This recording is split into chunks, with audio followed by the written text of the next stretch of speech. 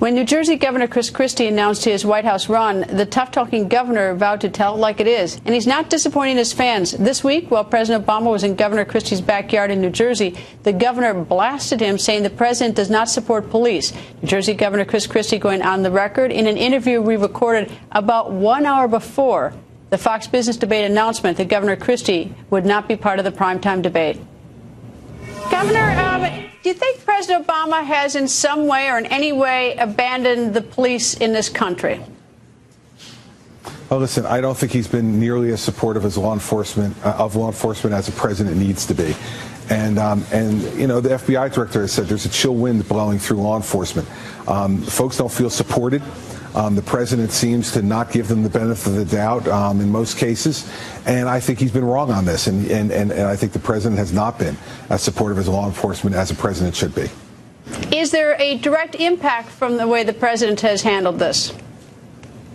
Well, there's no question that there is, and you don't have to, you know, trust me on it. You know, you see law enforcement around the country saying, folks saying things like they're reluctant to get out of their cars because of the atmosphere that's been created.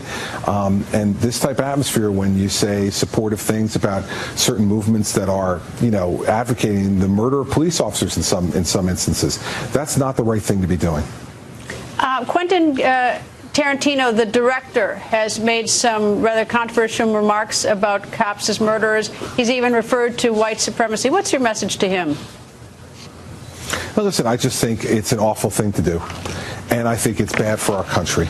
And everybody has a right to free speech, but, you know, when you're advocating and calling folks who are wearing our uniform every day, putting their lives on the line to protect us, and calling them murderers in a very indiscriminate way, I think that helps to contribute to this climate, and I think he certainly should be acting in a much, much different way, and I think, you know, you're seeing a lot of people react to that.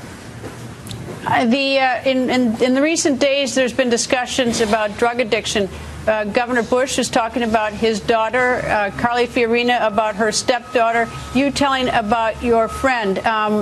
You know, one of the things that everyone's talking about treatment. There's not much discussion about stopping the drugs from getting into this country. What are your thoughts about that? Well, Greta, first off, by the way, you know, my discussion of this has been going back decades.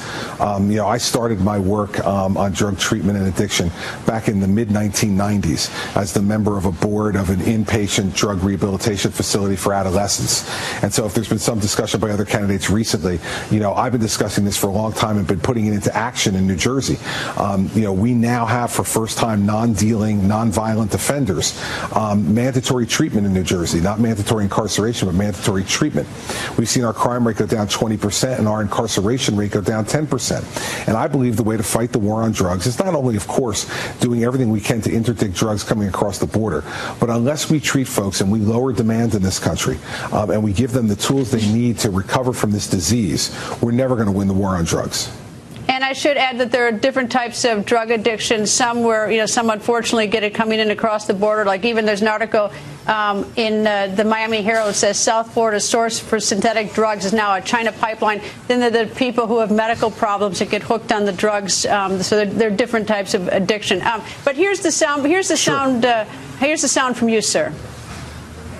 So we need to start treating people in this country, not jailing them. We need to give them the tools they need to recover, because every life is precious. Every life is an individual gift from God. And we have to stop judging and start giving them the tools they need to get better. President Obama has authorized his program to release a number of people who are incarcerated. A lot of them are drug offenders. Do you agree with his program? No, because it's being done in an indiscriminate way, Greta. It's just mass releases. The president has the authority to pardon anytime he wants, and that pardon process is a detailed one where you have to review the record of that person and their background, and people get to weigh in. That's the way this should be done. It should not be done in an indiscriminate way where you're just releasing thousands of people without a real specific, detailed review of each individual circumstance. That's what I do when I pardon people as governor.